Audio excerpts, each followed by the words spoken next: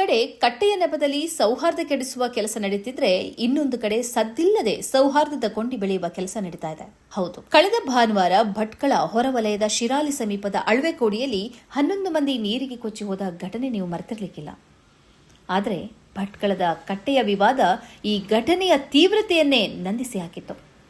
ಇಲ್ಲ, ನಾವು ಮೃತರ ಕುಟುಂಬದವರಿಗೆ ಸಾಂತ್ವನ ಹೇಳುವುದನ್ನು ಮರೆಯುವುದಿಲ್ಲ.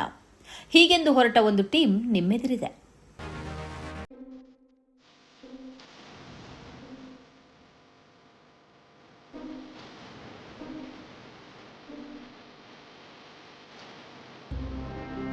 ರವಿವಾರದ ರಜೆ, ನದಿಯಲ್ಲಿ ನೀರು ಕಡಿಮೆ ಇದೆ ಎಂದು ಶಿರಾಲಿ ಸಮೀಪದ ಶಾರದ ಕಟ್ಟೆಯ 14 ಮಂದಿ ಕಪ್ಪೆ ಚಿಪ್ಪೆ ಹೆಕ್ಕಲು ಹೋಗಿದ್ರು.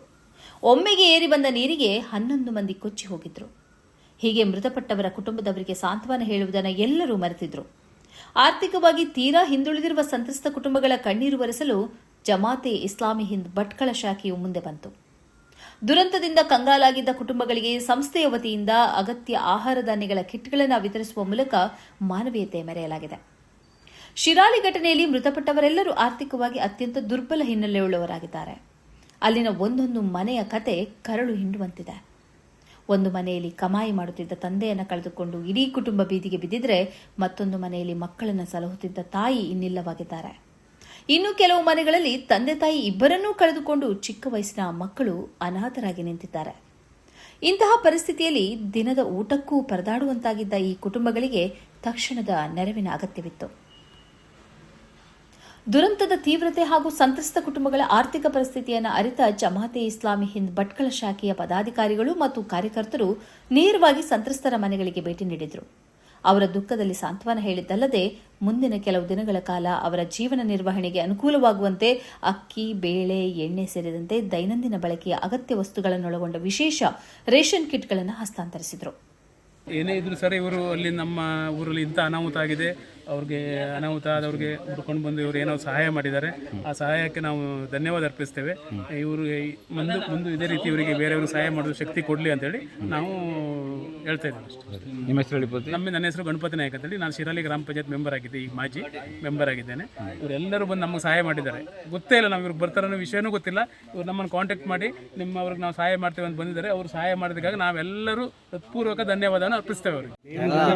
ಊರ್ನವರಾದ್ರೂ ಮುಂದಾಗಿ ಬಂದು ನಮಸ್ಕಾರಗಳು. ಮಾತಾಡೋಕೆ ಬರೋದಿಲ್ಲ.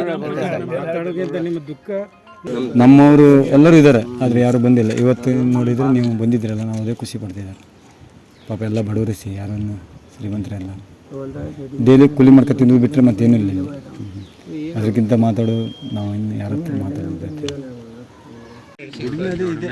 ಇನ್ನೊಂದು ಮನೆ ಕೆಲಸ ಮಾಡ್ಕೊಂಡು 90% ಕೂಲಿ ಮಾಡ್ಕೊಂಡು ತಿನ್ನೋರೇ ಜಾಸ್ತಿ. ನಿಮ್ಮ ಭಟ್ಕಳದಲ್ಲೇ ಭಟ್ಕಳ ಸೈಡಿಗೆ ಎಲ್ಲ ಹೋಗ್ತಾರೆ ಹೆಚ್ಚು ಮಂದಿ.